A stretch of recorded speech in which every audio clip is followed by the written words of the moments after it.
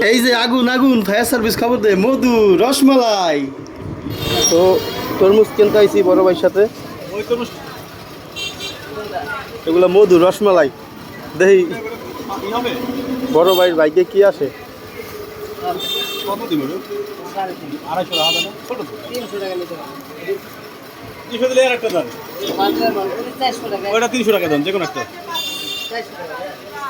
কাইটা দিতে হবে ভাই, লাল মধু হইলে নেবো, ঠিক আছে?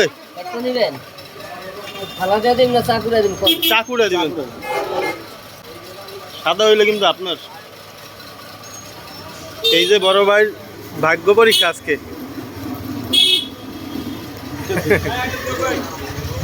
তো এটা শরীয়তপুর চাকদু বাজার।